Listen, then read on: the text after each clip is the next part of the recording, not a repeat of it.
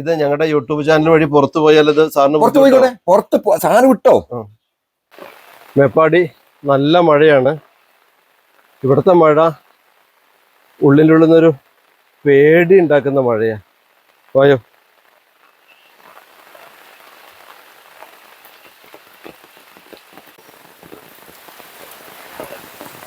ഞങ്ങള് അന്വേഷിച്ച് വന്ന ആളുടെ വീട്ടിലെത്തി. ഉരുൾപൊട്ടലിന് വന്നു കിടക്കുന്ന ബൈക്കാണ് ആ പേരമരത്തിന്റെ മുകളിൽ, അതേപോലെ അവിടെ നിർത്തിയിരിക്കുകയാണ്. അദ്ദേഹത്തിന്റെ അടുത്തേക്ക് പോയി നോക്കാം. പോയോ.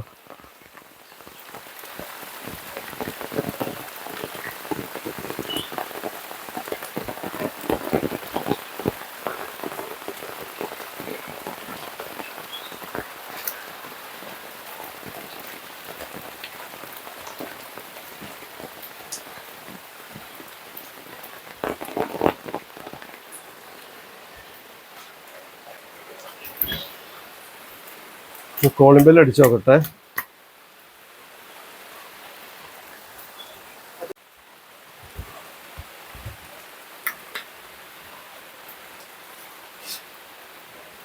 അപ്പൂസേ അയ്യോ, എൻ്റെ പേര് ജോഷി. അപ്പൊ സാറിനെ കുറിച്ച് കേട്ടറിഞ്ഞിട്ട്. ആണോ? എവിടെ പോയി? ആണോ? എപ്പോഴാ വരിക? ആണോ? Okay okay. ഇല്ല. വിളിച്ചാ കിട്ടുമോ? ഉപയോഗിക്കില്ല. ഓക്കെ ഓക്കെ, ഉപയോഗിക്കില്ല. ഞങ്ങളെന്നാ വെയിറ്റ് ചെയ്യാം. ഏതായാലും ഞങ്ങൾ ഇത്രയും ദൂരം വന്നതല്ലേ. കോടതി പോയതാ? 7 മണിക്ക് വന്ന്. ഫോൺ ഉപയോഗിക്കില്ല അല്ലേ? ആണോ? അപ്പൊ പുള്ളി അപ്പൊ ഏത് വണ്ടിയും കൊണ്ടാ പോയേ? ബൈക്കാ? അപ്പൊ ഈ ബൈക്കുകളൊക്കെയോ? 2 ബൈക്കുണ്ട്. ആ വണ്ടിയോ? ഓടുള്ളൂ. എന്നാ കുറച്ച് കാര്യങ്ങൾ പുള്ളിനെ ഞങ്ങൾ ചോദിക്കുന്ന പറഞ്ഞു തരാൻ പറ്റുമോ?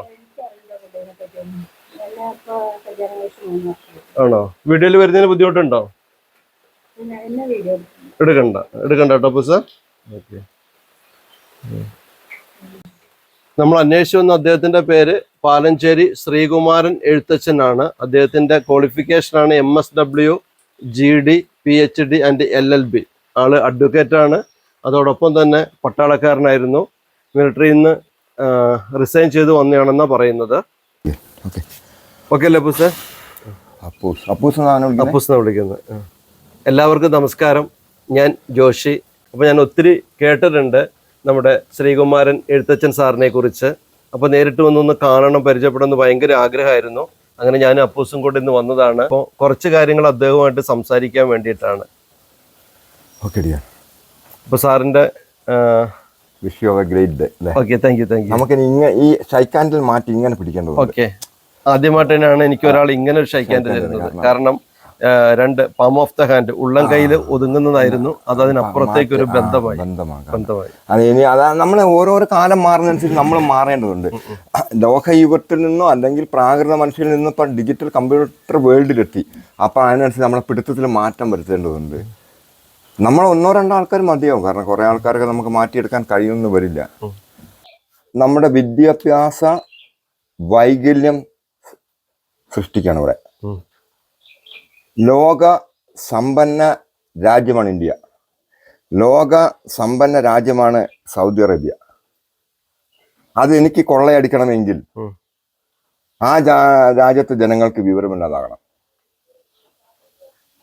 അതിന് വിദ്യാഭ്യാസം നിലവാരം മാത്രം തകർക്കാൻ മതി, വേറെ ഒന്നും തകർക്കില്ല. നമ്മളുടെ വിദ്യാഭ്യാസം തകർക്കുക, നമ്മുടെ മതസൗഹാർദ്ദം തകർക്കുക, നമ്മുടെ മാലിന്യ സംസ്കരണം തകർക്കുക, നമ്മുടെ സയൻസ് ആൻഡ് ടെക്നോളജി തകർക്കുക, നമ്മൾ എല്ലാ മേഖലയിലും തകർക്കുക എന്നുള്ളതാണ് പാശ്ചാത്യ ശക്തികളുടെ ലക്ഷ്യം.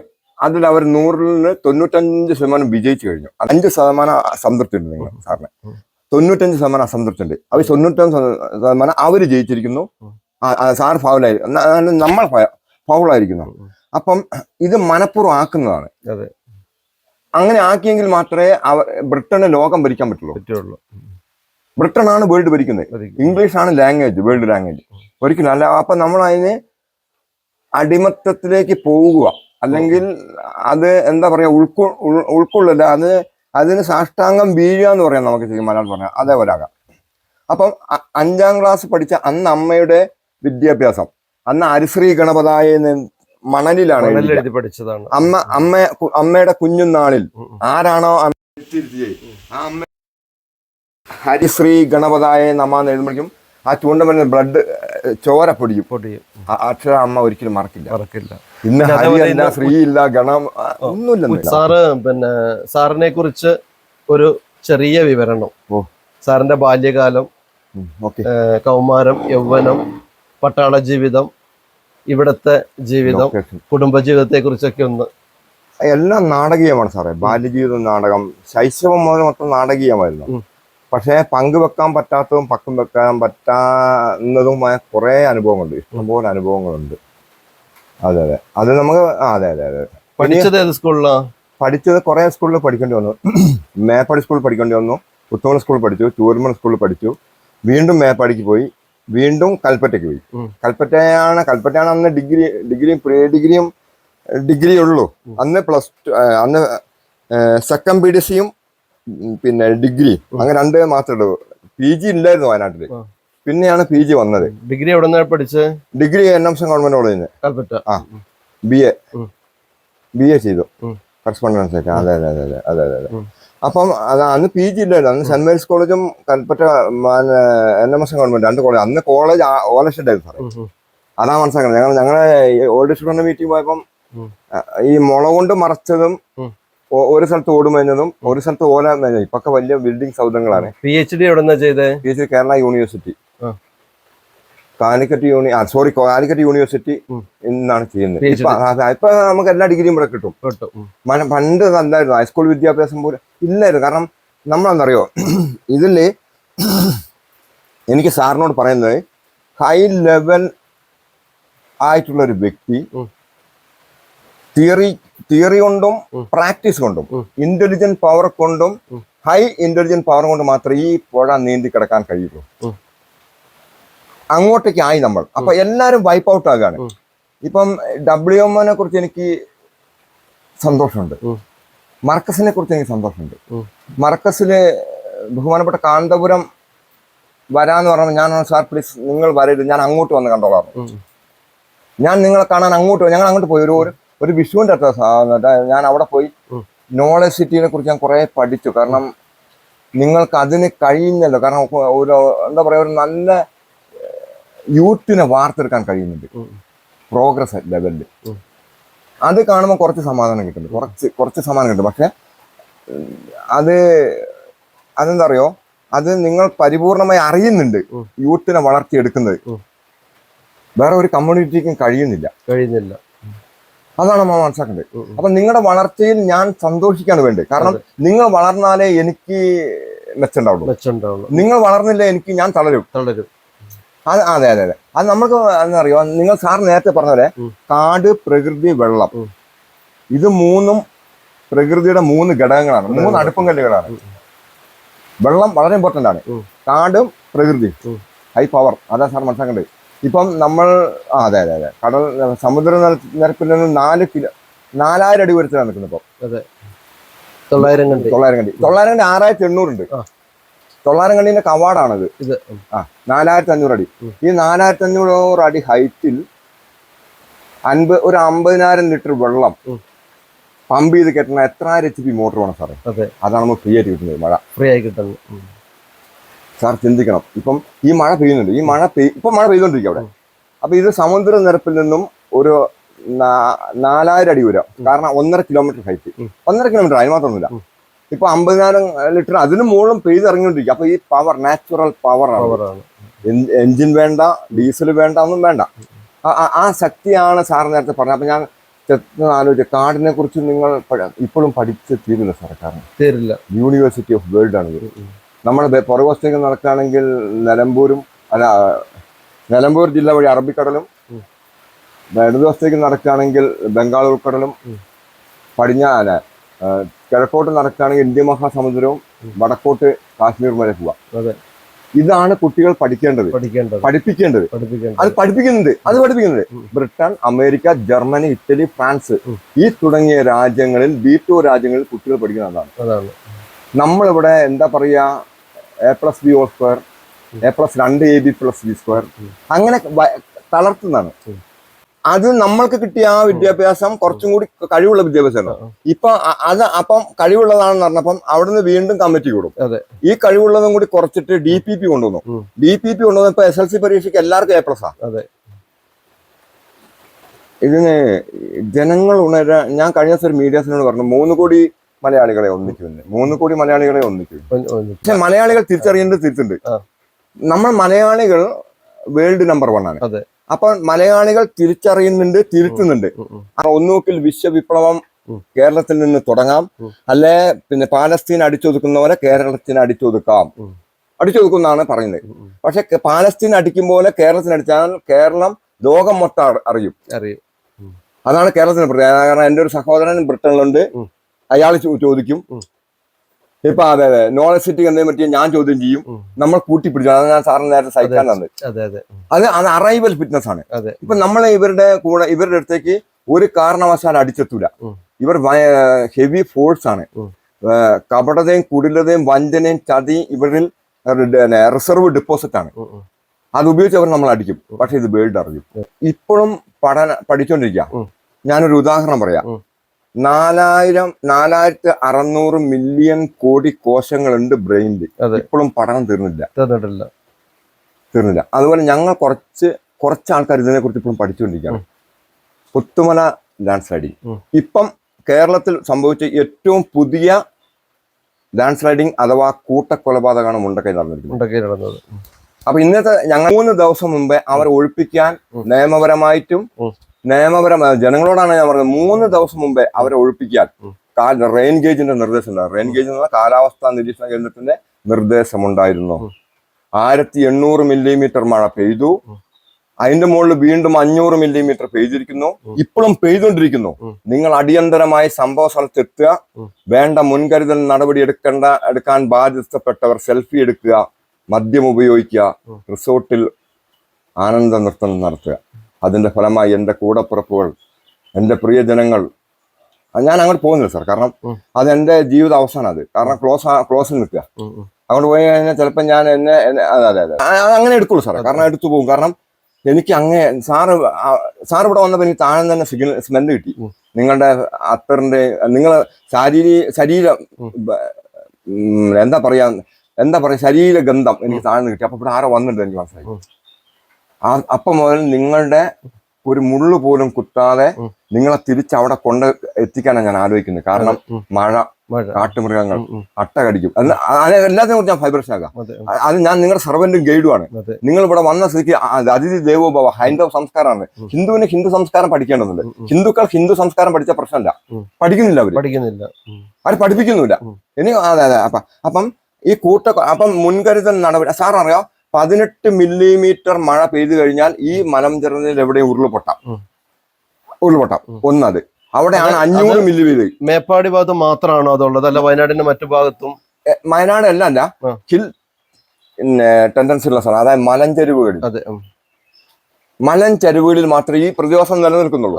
അതെ. പിന്നെ ഈ പ്രതിഭാസത്തിന് ഒന്നും കൂടി നമ്മൾ പഠിക്കേണ്ടതുണ്ട്. ക്ലൗഡിങ് അഥവാ അനിയന്ത്രിതമായ മേഘവിസ്ഫോടനം കൃത്രിമമായിട്ട് നിർമ്മിക്കുക, നാച്ചുറലും ഉണ്ടാക്കാം. ഇവിടെ ഇപ്പൊ നമ്മൾക്ക് സാറ് വിസിറ്റ് ചെയ്യുകയാണെങ്കിൽ കൂണുണ്ടാവും, നാച്ചുറൽ ഉണ്ടാകുന്നത്. അത് 4, 5, 10 കൊല്ലം കഴിയുമ്പോൾ കുറച്ചൊന്നും ഉണ്ടാവും, 1, 2 ഉണ്ടാവും. പക്ഷെ സാറ് കൃത്രിമ കൂണ് ഈ വീടിനകത്ത് ഒരു റൂം നിറച്ച് ഉത്പാദിപ്പിക്കാം. അപ്പം ഈ ലാൻഡ് സ്ലൈഡിങ് കൃത്രിമമാണ് എന്നുള്ളതിലേക്ക് സൂചന എത്തി വന്നിട്ടുണ്ട്.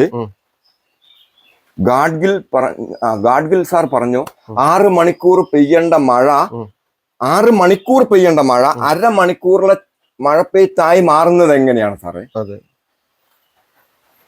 6 മണിക്കൂർ artificial man made disaster from Mundakkai. അതുകൊണ്ട് എന്താ നേട്ടമുള്ളത്? അതുകൊണ്ടല്ല സാറേ നേട്ടം. സാറെന്താ വിചാരിച്ച് 75,000 വിവാഹമോചനങ്ങൾ കേരളത്തിൽ മാത്രം നടത്തുന്ന അവൻ ആത്മപരിശോധന നടത്തുക, സ്വയം തിരുത്തുക, വിമർശനങ്ങൾ ഏറ്റുവാങ്ങുക, അല്ലെങ്കിൽ വലിയ വില കൊടുക്കേണ്ടി വരും.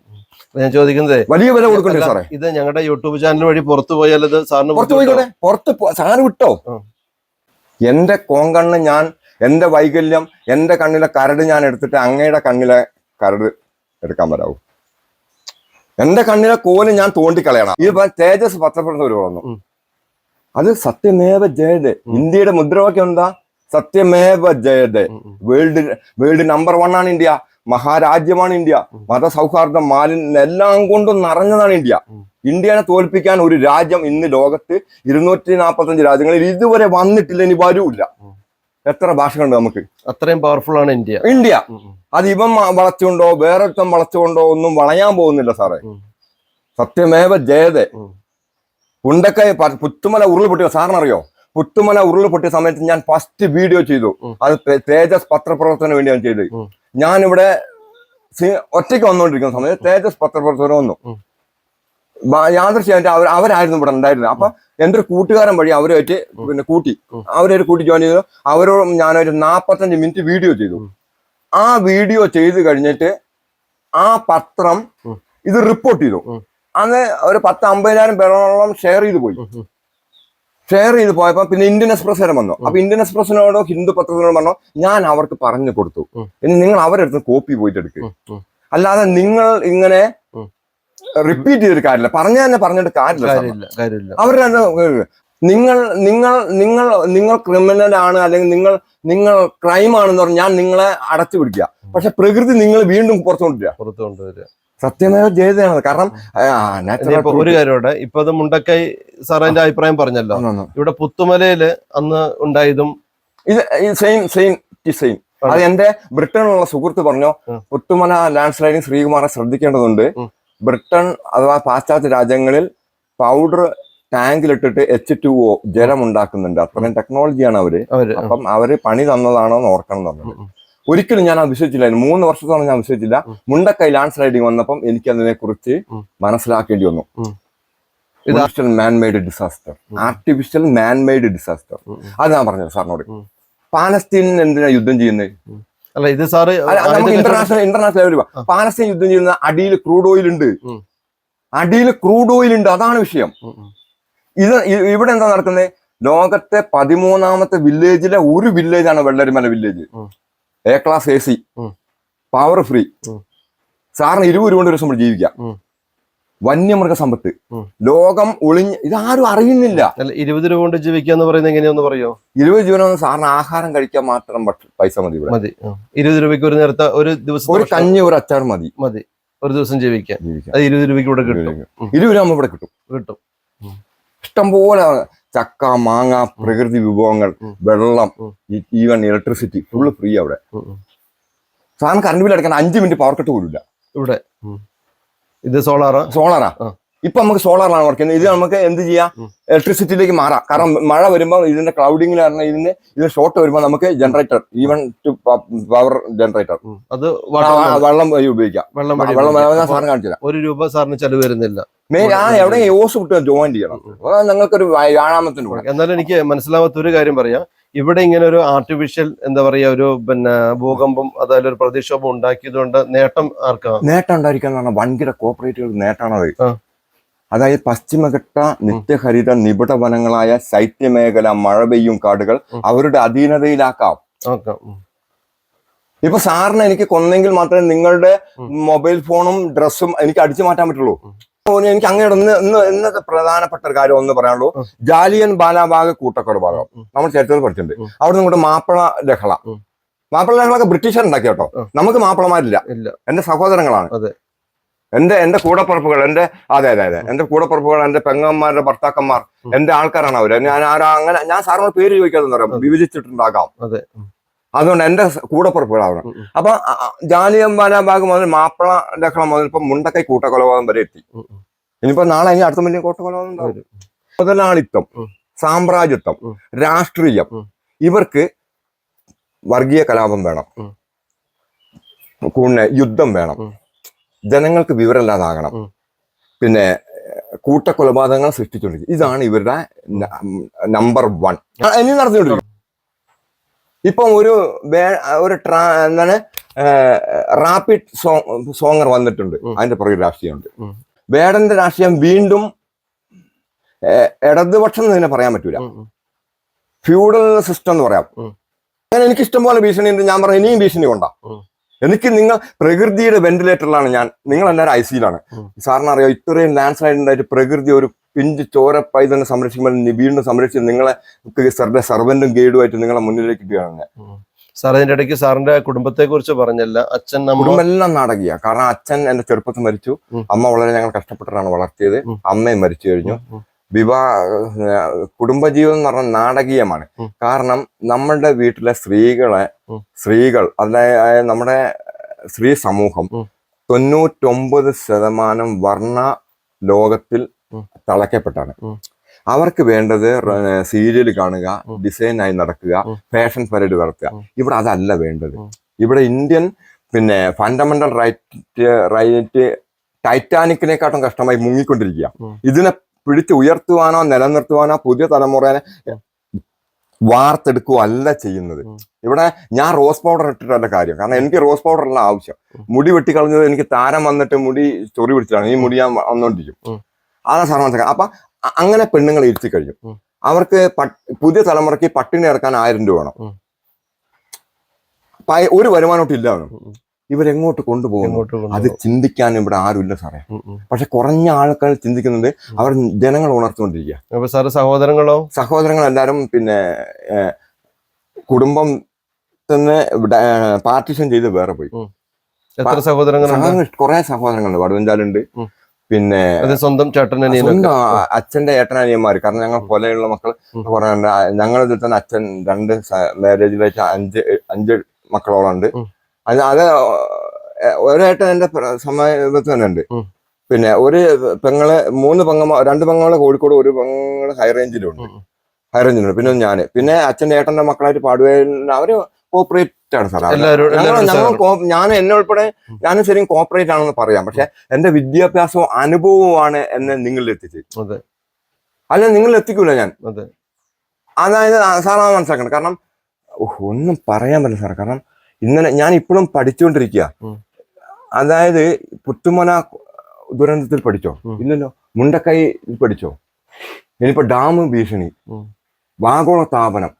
അപ്പൊ നമ്മൾ എന്താറിയോ, എനിക്ക് സാറിനോട് പറയാനുള്ളത്, ഇപ്പോൾ നടന്നുകൊണ്ടിരിക്കുന്ന കാലാവസ്ഥാ വ്യതിയാനം, ഭൂകമ്പം, കാലാവസ്ഥാ വ്യതിയാനം, ഭൂകമ്പം, ഫ്ലഡിങ്, ഇതിന്റെ 3 കൂടി നിൽക്കാനാണ് സാധ്യത കൂടുതലുണ്ട്. അപ്പൊ എന്താ പറയുക, ഇതൊരു ബിസിനസ് ആണ് സാറേ. ഇതൊരു വരുമാന മാർഗമാണ്. ഇനിയിപ്പോ ഡാം തകർന്നിട്ട് കേരളം പകുതി പോവുകയാണെങ്കിൽ നമുക്ക് ലോകരാജ്യങ്ങളിൽ പിരിവ് നടത്തിയിട്ട് രാഷ്ട്രീയക്കാർക്ക് പൈസ ഉണ്ടാക്കാമല്ലോ. ഇപ്പൊ മലപ്പുറം ഹൈവേ പൊളിച്ചിട്ടുണ്ട്. മലപ്പുറം പൊളിച്ചിട്ടുണ്ട്. അപ്പം അവിടെ കരുവാർക്കുണ്ട്. അവിടെ ഗതാഗതം പരിപൂർണമായി. എനിക്ക് നിങ്ങളോട് പറയാനുള്ളത്, നിങ്ങളുടെ രക്തം കിട്ടി, നിങ്ങളുടെ മാംസവും കൂടി കിട്ടുകയാണെങ്കിൽ എനിക്ക് ഇന്ന് കപ്പയ്ക്ക് പുഴുങ്ങാം, കപ്പയ്ക്ക് കറി വെക്കാമെന്ന് ഈ ഗവൺമെന്റ് ചിന്തിക്കുമ്പോൾ, അല്ലെ രാഷ്ട്രീയ നേതൃത്വം ചിന്തിക്കുമ്പോൾ നിങ്ങളാ തിരിച്ചറിയേണ്ടത്. നിങ്ങളാണ് ജനങ്ങൾ. ഞാൻ പറഞ്ഞു പല പ്രാവശ്യം പറയുന്നുണ്ട്, 3 കോടി മലയാളികളെ നിങ്ങൾ ചിന്തിക്കും. നിങ്ങൾക്ക് വേണ്ടി അതെ, നിങ്ങൾക്ക് വേണ്ടി നിങ്ങൾ ചിന്തിച്ചോളാം, എനിക്ക് വേണ്ട. അതുപോലെ ഇപ്പൊ സാറ് എന്താ പറയാ, ഒരുപാട് വായിക്കുന്നുണ്ട്, ഒരുപാട് അനുഭവങ്ങളുണ്ട്, ഒരുപാട് അറിവുണ്ട്. അതാണ് എന്നെ ഇങ്ങോട്ട് എത്തിച്ചത്. തീർച്ചയായിട്ടും. അപ്പോ ഇപ്പൊ പുത്തൻ തലമുറ ഈ പറയുന്ന പോലെ MDMA പോലുള്ള ഒരുപാട് കാര്യങ്ങളിലേക്ക് പോകുന്നു. അതേപോലെ ഞാൻ മനസ്സിലാക്കിയെടുത്തോളം ഓരോ കുടുംബങ്ങളും അഗ്നിപർവ്വതങ്ങളാണ്. ഭാര്യയ്ക്ക് ഭർത്താവിനെ ഇഷ്ടമല്ല, ഭർത്താവിന് ഭാര്യനെ ഇഷ്ടമല്ല, അച്ഛനും അമ്മേനെ ഇഷ്ടമല്ല, മക്കൾക്ക് ഇഷ്ടമല്ല, ഒന്നിച്ചിരുന്ന് മദ്യപാനം, വെറിക്കൂത്ത്, അവസാനം അങ്ങോട്ടും ഇങ്ങോട്ടും കൊലപാതകം. ഇതിന്നൊരു മാറ്റം വരാൻ എന്താ ചെയ്യാൻ? മാറ്റാൻ കഴിയില്ല. നമ്മുടെ തലമുറ അതപ്പതിച്ച് 99% വഴിതെറ്റി. സാറിന് ഞാനൊരു MBBS ഉണ്ട്. എനിക്ക് master of bachelor and bachelor of സർജറിയാണ് MBBS. ഞാനൊരു ഫിസിഷ്യനാണ് എങ്കിൽ ആണ് കേട്ടോ. ഞാൻ ഫിസിഷ്യൻ കഴിഞ്ഞാൽ PhD 6 ലെവലാണ്, മെഡിക്കൽ സൂപ്പർ ലെവലാണ്. സാറിന് എനിക്ക് 99% ഹാർട്ട് ബീറ്റ് പോയിട്ടുണ്ടായി കിട്ടിയ കാര്യമില്ല. ഞാൻ നിങ്ങൾക്ക് പാസിംഗ് ഓഫ് ഡെത്ത് എഴുതി തരുള്ളൂ. അല്ല, നിങ്ങൾക്ക് എവിടെയെങ്കിലും ഒരു പ്രതീക്ഷയുടെ പ്രത്യാശ ഉണ്ടെങ്കിൽ എനിക്ക് നിങ്ങളെ ട്രീറ്റ് ചെയ്യാം. അതേപോലെ എത്തി പുതിയ തലമുറ ഞാൻ സാറിനോട് നേരത്തെ പറഞ്ഞു, അവർക്ക് പട്ടിണി നടക്കാൻ 1000 രൂപ വേണം. ടച്ച് സ്ക്രീൻ ഇല്ലാണ്ട് ജീവിക്കാൻ പറ്റില്ല. ഒരു തൊഴിലിനും പഠിച്ചിട്ടില്ല, നല്ല വിദ്യാഭ്യാസം കിട്ടിയിട്ടില്ല. പിന്നെ ഇവരെങ്ങനെ ജീവിക്കും? അതൊരു നമ്പർ 1 ചോദ്യത്തിനാണ് ഞാൻ സൊസൈറ്റിക്ക് തരുന്നത് സാറേ. എന്റെ കാലം, എന്നെക്കാളും ജൂനിയറാണ് സാറ്. ഞാൻ ഉൾപ്പെടെയുള്ള സാറിന്റെ കാലം ഇങ്ങനെ പോകും. അടുത്ത തലമുറ മഹാവിസ്മരണീയ യാത്ര. അതുപോലെ മാനസികാരോഗ്യം വല്ലാതെ കുറഞ്ഞു വരുന്നതായിട്ട് എനിക്ക് തകർന്നു. തോന്നിയിട്ടുണ്ട്. കൊലപാതകത്തിന്റെ ബാക്കിന് മുഴുവൻ സൂയിസൈഡിന്റെ ബാക്കിന് മുഴുവൻ ട്രാപ്പ് ഉണ്ട്. സൂയിസൈഡ് അല്ല നടക്കുന്നത്, അവർ സൂയിസൈഡ് ചെയ്യാണ് ചെയ്യുന്നത്, ചെയ്യിപ്പിക്കുക. നിങ്ങളുടെ മരണം ഞാനാ കാരണം. അപ്പൊ സാർ ആത്മഹത്യ ചെയ്തു, എന്നാൽ ഞാനാണ് സാറിനെ കൊന്നത്, എന്നെ അല്ല ജയിലിൽ അടക്കുന്നത്. സാറിനെ സൂയിസൈഡ് ചെയ്തിട്ട് റബ്ബർ സ്റ്റാമ്പ് ഇട്ട് അടിച്ച് തള്ളുന്നത്. അതിൽ ഞാൻ വീണ്ടും ഞാനെന്ന കൊലയാളി അല്ല ഞാനെന്ന ഘാതകൻ വീണ്ടും ഫ്രീ ആണ്, ഞാൻ അടുത്തോനും ചെയ്യും. അങ്ങനെ അതെ. അപ്പൊ എന്നറിയോ, ഇതിലിപ്പം നമ്മൾ ഈ വരാനിരിക്കുന്ന മഴയൊന്നും തടയാൻ നമുക്കൊന്നും പറ്റൂല. ആ പെയ്യട്ടെ. നമ്മളുടെ മാനസമാധാനത്തിൽ നമ്മൾ എന്ത് ചെയ്യണം, നമ്മൾ കൂടിയിരിക്കുക, നമ്മൾ ചർച്ച ചെയ്യുക, ഇങ്ങനെയാണെന്ന് മക്കളോട് പറഞ്ഞു കൊടുക്കുക. അവരുടെ ചെറിയ ബ്രെയിനിൽ അവർ കേൾക്കട്ടെ, അവർ സ്വയം പ്രാക്ടീസ് ചെയ്യട്ടെ. അതെ, ഈ മോനെ ഈ വിദ്യാലയത്തിൽ പഠിക്കട്ടെ, അദ്വൈത വിദ്യാലയത്തിൽ ഈ മോൻ പഠിക്കട്ടെ. ഇവൻ ഇവിടെ വരുമ്പം ആനേനെ കാണുമ്പോൾ ഓൻ ഓടട്ടെ. പിന്നെ അവൻ ആനേനെ പഠിക്കും, കടുവേനെ പഠിക്കും, കഴുതേനെ പഠിക്കും, ആട്ടുംകാട്ടം കാണും, കടലക്കായ് കാണും. അങ്ങനെ ജീവിതം, വിദ്യാലയം, അനുഭവം, ഗുരു. അവിടേക്ക് അങ്ങനെയൊക്കെയാണ് ഞങ്ങൾ നിൽക്കുന്നത്. ഇവിടെ വേണ്ടത് ഭ്രാന്തന്മാര്, രാഷ്ട്രീയ നവംസങ്ങള്, പിന്നെ അവർക്ക് ഫേവറായി നിൽക്കുന്ന ഉദ്യോഗസ്ഥന്മാരും. അപ്പൊ അവരങ്ങനെ എന്നോട് ഇവിടെ താമസിക്കരുത് പറഞ്ഞു. ഞാൻ പറഞ്ഞു, നിങ്ങളൊരു കാര്യം ചെയ്യും, എനിക്കിവിടെ എന്റെ ഫാമിലി പ്രോപ്പർട്ടി 26 ഏക്കർ 50 സെന്റ് സ്ഥലമുണ്ട്, ഇത് കൊണ്ടാ അപ്പുറത്ത്. സാറിനോട് ഇവിടെ താമസിക്കരുത് കാരണം ഇവിടെ വനാക്കണം, ബ്രിട്ടന് കൈമാറണം. എന്നിട്ട് ഇവിടെ മന്ത്രിമാർക്കും MLA മാർക്കും ആഭ്യന്തര മന്ത്രിക്ക് റിസോർട്ട് ബിസിനസ് നടത്തണം. സാറിന്റെ മകൻ ഇവിടെ ഒരു ദിവസം വന്ന് താമസിക്കണമെങ്കിൽ 5000-10,000 രൂപ വേണം. ഇവിടുന്ന് പോകുന്ന വെള്ളം ഒരു കുപ്പിക്ക് 23 റുപ്യ വില വരുന്നുണ്ട്. പണ്ട് ഡീസലിന് 3.50 ഉള്ളൂ. അങ്ങനെ നിങ്ങൾ അതിന് തട്ടിപ്പറിച്ചെടുക്കണം, അതിന് അനുവദിക്കരുത്. അവരെന്നെ കൊന്നോട്ടെ, ഞാൻ ഒരു ദിവസം മുമ്പെങ്കിലും മരിക്കാൻ ആഗ്രഹിക്കാണ്. സാറിന്റെ പേരിൽ കുറച്ച് കേസുകൾ ഉണ്ടെന്ന് പറഞ്ഞു. കേസുണ്ട്. അപ്പൊ സാർ ഇപ്പൊ വക്കീലായിട്ട് നടത്തുന്നത് സാറിന്റെ കേസുകളാണോ? എന്റെ കേസ് നടത്താൻ. കാരണം എന്നെ ബാർ അസോസിയേഷൻ പുറത്താക്കി. അതെന്തിനാ? കാരണം ഞാൻ കേസ് കോമ്പൗണ്ട് ചെയ്യാൻ പാടില്ല. ഇവിടെ കൊലപാതകവും കേസും നടക്കണം. ഇതും LLB ബിസിനസ് ആണ്, MBBS ബിസിനസ് ആണ്. ഇപ്പൊ COVID-19 ഇപ്പൊ സാറിനെ ബാർ അസോസിയേഷൻ പുറത്താക്കിയതുകൊണ്ട് സാറിന് ഇപ്പൊ കോടതിയിൽ പ്രാക്ടീസ് ചെയ്യാൻ കഴിയില്ല. ഒരു കേസ് നടക്കാം. പക്ഷെ നിങ്ങൾക്ക് ജുഡീഷ്യറി പറഞ്ഞുതരാൻ പറ്റും. എന്റെ LLB സർട്ടിഫിക്കറ്റ് സൈന്യം വന്ന് എടുത്തോണ്ട് പോയി. ഞാൻ പറഞ്ഞ സാറേ എല്ലാം എടുത്തോണ്ട് പോയിക്കോളൂ, നിങ്ങൾ എടുത്തോണ്ട് പോയിക്കോളൂ. എന്റെ സർട്ടിഫിക്കേഷൻ ഒക്കെ സീസ് ചെയ്തു, എടുത്തോളൂ. അപ്പൊ സാറിന്റെ കേസ് ആരാ ബാധിക്കുന്നത്? ഞാൻ തന്നെ നോക്കുന്നത്. ഇപ്പൊ ഞാൻ ഇങ്ങോട്ട് വരുന്ന സമയത്ത് പണ്ട് ഉരുള് പൊട്ടിയതിന്റെ കുറെ ഭാഗങ്ങൾ കണ്ടു. അപ്പോ പിന്നെ ഇനിയും ഇപ്പൊ സാർ ഇവിടെ താമസിക്കുകയാണ്, ഇനി അങ്ങനെ ഒരു ഭീഷണി ഉണ്ടോ ഇവിടെ? അതായത് ഉരുൾപൊട്ടൽ സംഭവം എന്ന് പറഞ്ഞു കഴിഞ്ഞാല് അതൊരു 2 രീതിയിൽ നമുക്ക് അനുസരിക്കാം. ആർട്ടിഫിഷ്യൽ മാൻമെയ്ഡ് ഡിസാസ്റ്റർ ആയിട്ടും നാച്ചുറൽ ഡിസാസ്റ്റർ ആയിട്ടും നിർമ്മിക്കാം. നമുക്കിത് കണ്ടുപിടിക്കാൻ കഴിയില്ലല്ലോ. കണ്ടുപിടിക്കാൻ കഴിയില്ല. അത് അത്രയും ബ്രില്യന്റ് ആയിട്ട് ചെക്ക് ചെയ്യുന്നതിന് മാത്രമേ പറ്റുള്ളൂ. അപ്പം ഗവൺമെന്റ് പിന്നെ പറഞ്ഞാൽ പുത്തുമല ഇനി ഉരുൾപൊട്ടും, ഇവിടെ ആരും താമസിക്കരുത് പറഞ്ഞിട്ടാണ് ഇവിടെ 100 കുടുംബങ്ങൾ ഒഴിപ്പിച്ച് അവർ ഒഴിഞ്ഞു പോവുകയും ചെയ്തു. അപ്പം ഇവിടെ 150-200 ഏക്കറോളം സ്ഥലം വനമായി മാറി, ഇനി മാറുകയും ചെയ്യും, വന്യമൃഗങ്ങളാവും. സാറ് വരുമ്പോ 1-2 വീടുകൾ കണ്ടു. അതിന് ആൾ താമസമൊന്നുമില്ല. അത് 2 മണിയാകുമ്പോൾ പോകും. അവർ 8 മണിക്ക് വരും, 2 മണിയാകുമ്പോൾ പോകും. അതായത് വീട് 2-3 25-24 വീടുകളോളം ഉണ്ട്. ആളില്ല. ഒരാള് വരുന്നുണ്ട് ഭാഗികമായി. അപ്പൊ ഞാനൊന്ന് കാര്യം പറയട്ടെ അങ്ങോട്ട്. ഇവര് പുത്തുമല ഉരുള് പൊട്ടെന്ന് പറഞ്ഞിട്ടാണ് ഇവിടുത്തെ കംപ്ലീറ്റ് ഒഴിപ്പിച്ചേ. അപ്പൊ പിന്നെ പുത്തുമല ഉരുള് പൊട്ടുണ്ട്, എങ്ങനെ മുണ്ടക്കൈ പൊട്ടി? അതാ സാർ ചിന്തിക്കണ്ടേ. പുത്തുമല ഉരുള് പൊട്ടുന്നു. നമുക്കത് ഇങ്ങനെ ചിന്തിച്ചൂടെ? ഇപ്പൊ ആർട്ടിഫിഷ്യൽ അല്ല, ഇത് നാച്ചുറലായി സംഭവിക്കുന്ന ഒരു കാര്യം. കാറ്റും മഴ അടിച്ച് ഈ പെയ്യേണ്ട മഴ നേരെ കുറച്ച് അപ്പുറത്തേക്ക് മാറി അവിടെ പെയ്തു, അങ്ങനെ അതൊക്കെ എങ്കിലും ഇവിടെ ഈ പ്രദേശത്ത് പെയ്യുന്ന മഴ നാച്ചുറലി ആയിട്ട് ഈ പ്രദേശത്ത് മാത്രം പെയ്യുന്നതാണ്. സാറിന് ഒരു കാര്യം ഞാൻ പറഞ്ഞ, വേനൽ മഴ മാത്രമേ കഷ്ണമായി പെയ്യുള്ളൂ. വേനൽ മഴ ചിലപ്പോൾ സാറും ഇവിടുന്ന് കൽപ്പറ്റയ്ക്ക് മേപ്പാടി ഒരു മീനങ്ങാടി മഴ ഉണ്ടാവും. കൽപ്പറ്റയും മറ്റൊരു മഴ ഉണ്ടാവില്ല. അത് വേനൽ മഴ ഉണ്ട്. ഈ പുഞ്ചക്കായ് എന്ന് പറയുന്ന പോലെ അപൂർവമായിട്ട് വരുന്ന ഒറ്റ മഴ. സ്ഥിരമായിട്ട് മഴ പെയ്യുന്നത് ആ പ്രദേശം മൊത്തമായിരിക്കും. മഴക്കാലത്ത് മഴ പെയ്യുമ്പം ഇവിടെ പെയ്യുന്നു, തൃശ്ശൂർ പെയ്യുന്നു, കൊയിലാണ്ടി പെയ്യുന്നു, കോഴിക്കോട് പെയ്യുന്നു, അവിടെ എവിടെയൊക്കെ പെയ്യുന്നു. അതുപോലെ ഇവിടെ പെയ്യുന്നു. ഒന്നത് മുണ്ടക്കൈ പൊട്ടണമെങ്കിൽ പുത്തുമല മഴ പെയ്ത അന്ന് പൊട്ടണമായിരുന്നു മുണ്ടക്കൈ. സാർ മനസ്സിലാക്കണ്ടേ? പുത്തുമല മഴ പെയ്ത അന്ന് മുണ്ടക്കൈ പൊട്ടിയിട്ടില്ല. മുണ്ടക്കൈ പ്ലസ് അവിടെ നിൽക്കുക. പുത്തുമല പൊട്ടി. പുത്തുമല പൊട്ടിയും 4 വർഷത്തിന് ശേഷം മുണ്ടക്കൈ വീണ്ടും പൊട്ടി. അതിന്റെ അർത്ഥം ഞാൻ സാറിന്റെ ഒരു കാല് തല്ലി ഓടിച്ചു. സാറ് പിന്നെ ഈ കാല് ട്രീറ്റ് ചെയ്ത് നടക്കുമ്പോൾ സാറ് അടുത്ത കാലം പിന്നെയും തല്ലി ഓടിച്ചു. ഇങ്ങനെ നിങ്ങളെ റൂമിൽ ഇരുത്തുക, നിങ്ങളെ വീട്ടിന്റെ അകത്ത് ഇരുത്തുക, നിങ്ങൾ പുറത്തിറങ്ങരുത്, നിങ്ങളെ ടീമും പുറത്തിറങ്ങരുത്. നമ്മളിങ്ങോട്ട് വരുന്ന സമയത്ത് ഈ കയറി വരുന്നിടത്ത് ആ മരത്തിന്റെ മുകളിൽ ഒരു ബൈക്ക് ഇരിക്കുന്നുണ്ടോ? അത് ഞങ്ങൾ ഒരാൾ മതി സാർ, ഞങ്ങൾ തോറ്റിട്ടില്ല. ആ. ഞങ്ങൾ ഒരാൾ മതി. എന്താ പറയാ, ജീവന്റെ ഏതെങ്കിലും ഒരു ഒരു ഒരു ഒരു ഒരു ഒരു സ്പന്ദനം മതി ഞങ്ങളെ പിടിച്ചു കയറാൻ. അപ്പൊ സാറിന് അവർക്കൊന്നുമില്ല. അതിന്റെ തോറ്റിട്ടില്ല. ഞങ്ങൾ ഇനിയും പിടിച്ചു കയറും. അത് പിന്നെ ഉരുൾപൊട്ടിയ സമയത്ത് അല്ല, ഞങ്ങൾ മലപ്പുറം കയറ്റി വെച്ചത്. ഞാൻ ഓഫ് റോഡിങ്ങിൽ പോകുന്ന വണ്ടി എന്റെ കൂടെ എല്ലാവരും മരിച്ചു. എന്റെ കൂടെ എല്ലാവരും മരിച്ചു സാറേ. അതെങ്ങനെയാ മരിച്ചത്?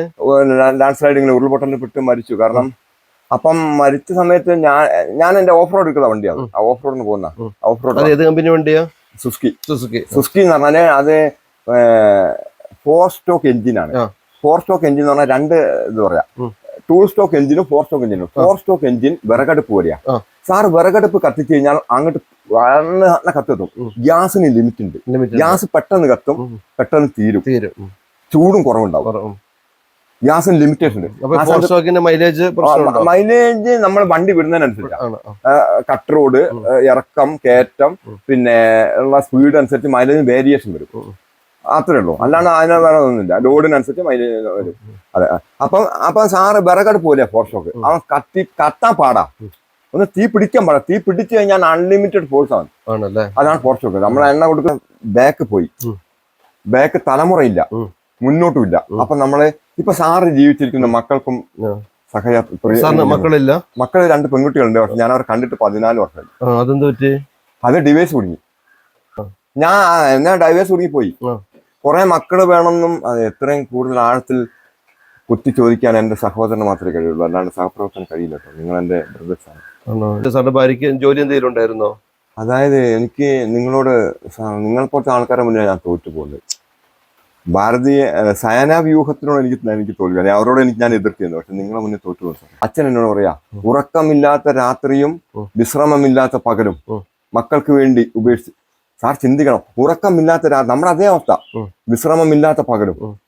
അപ്പൊ ഞാൻ അതിന് ബേക്കോട്ട് വന്നു. കാരണം എനിക്ക് അതിനെ അനോർ ചെയ്യാൻ പറ്റുന്നില്ല. ആ മക്കൾക്ക് വിദേശത്താണ്. അതെ. അപ്പം നമുക്ക് ഇനി ഇപ്പൊ സാറിനറിയാം, എന്റെ ഒരു ജ്യേഷ്ഠന്റെ ഭാര്യ UK അയാൾ പറഞ്ഞത് എത്രയും പെട്ടെന്ന് എനിക്ക് ഇന്ത്യയിലേക്ക് വരാൻ പറ്റൂല.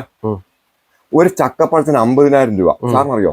ഒരു ചെറുപഴത്തിന് 120 രൂപ, ഒരു മാങ്ങയ്ക്ക് 140 രൂപ, ഉപ്പേരി വെക്കുന്ന പയറിന് 750 രൂപ, 7 പൗണ്ട് 50 പൈസ. ബ്രിട്ടനില്, ബ്രിട്ടീഷ് UK കാര്യമാണ് പറയണേ.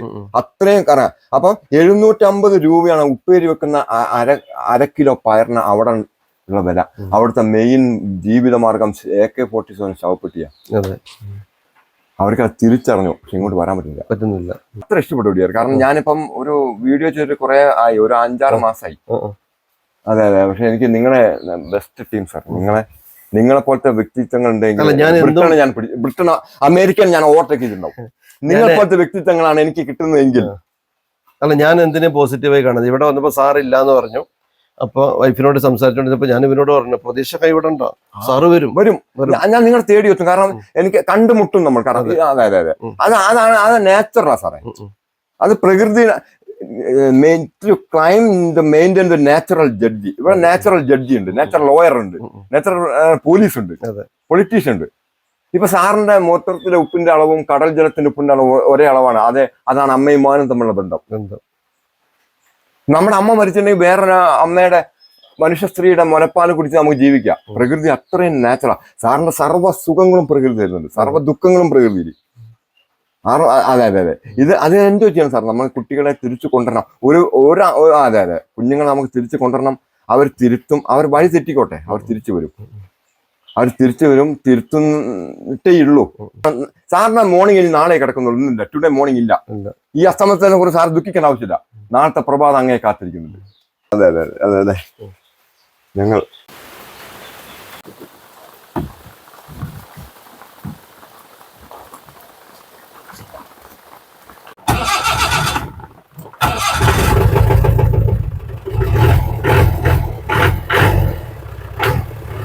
സെക്കൻഡും പിന്നെ 4 വീലും കൂടിയാണ് പോണേ.